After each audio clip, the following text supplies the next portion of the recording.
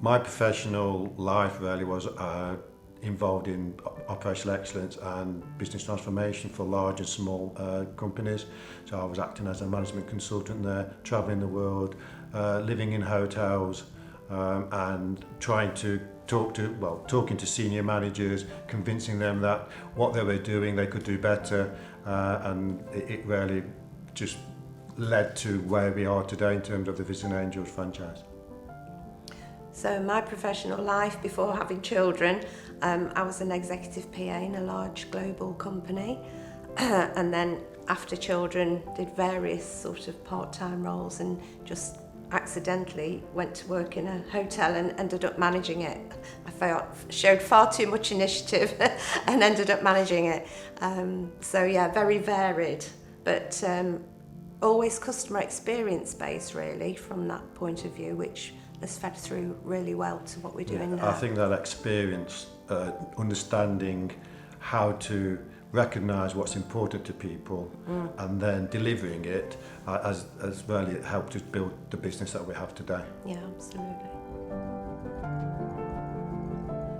The appeal of the Visiting Angel models, those two things really. One was the values of it, which we associated with, and the second thing, which I think is a key differentiator, is the carer-centricity, the carer-centric model, whereby we make sure that the carer is at the centre of all our decisions, and whenever they go out to do their job, everything we do make sure that they can deliver the best care possible, and every decision we make is always with that in mind. So it was recognising that that was different to other franchisees that we'd looked at, and we think that really is the differentiator.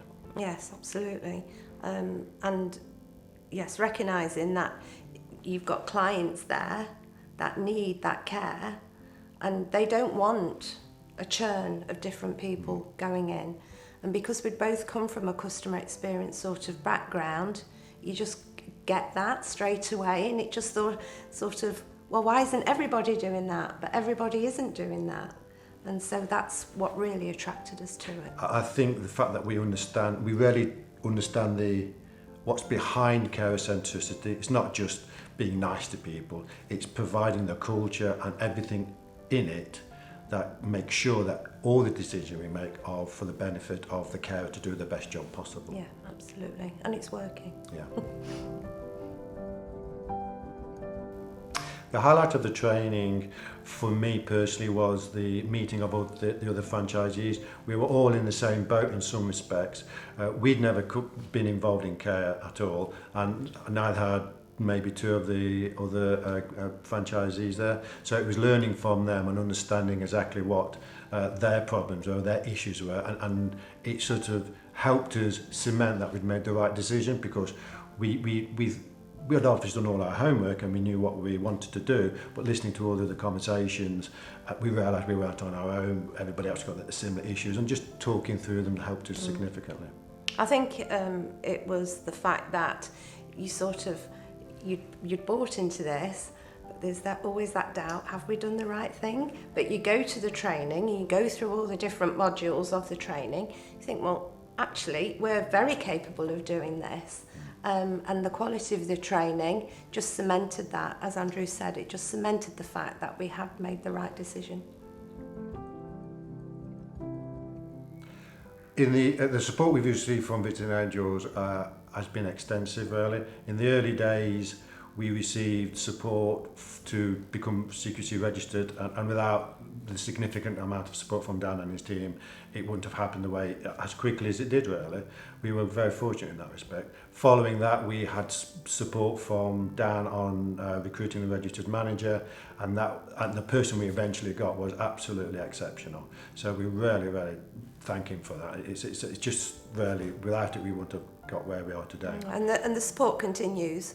As we're now almost a year in since we've been registered, and you come across things that, with regards to recruitment or perhaps an HR issue with a caregiver, and you can just contact them, and you will get some help.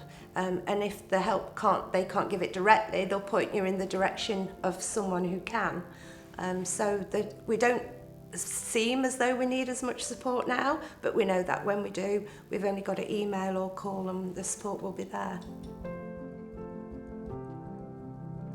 The best thing in my view about our residential business is the fact that we are our own boss. You know, we belong to this network and this franchise.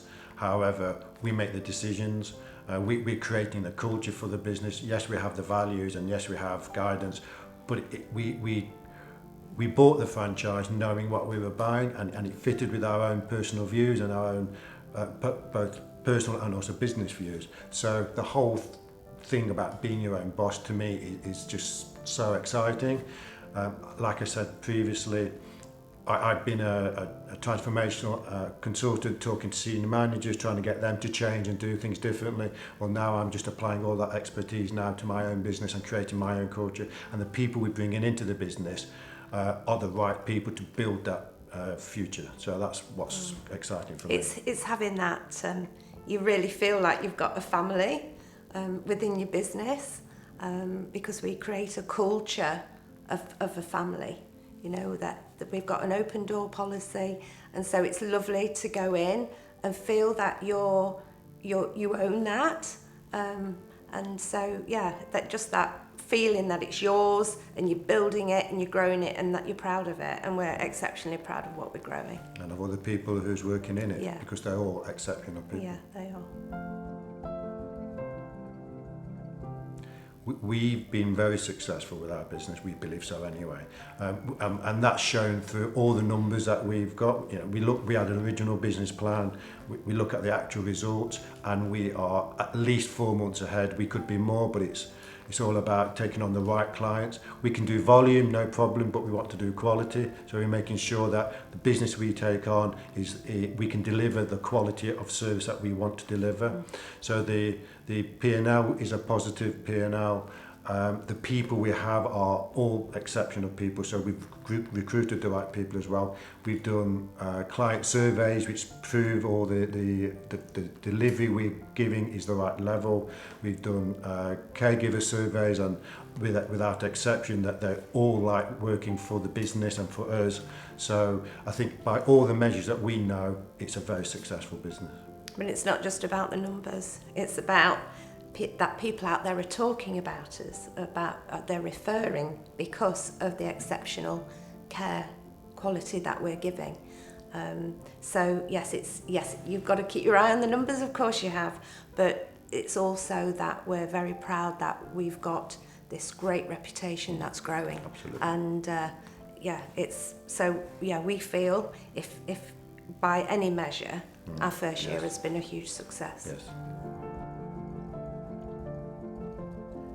My top tip is to make sure that you do your homework and make sure that you are what you're buying into, because you're not just buying a business, you're buying into an ethos, and you've got to be sure that you're buying into all of that and that you're committed to it. It's no good just saying, well, I'll do a bit of this and I'll do a bit of that. It's the whole package. And do all your homework thoroughly and make sure you've got the right amount of working capital. Absolutely.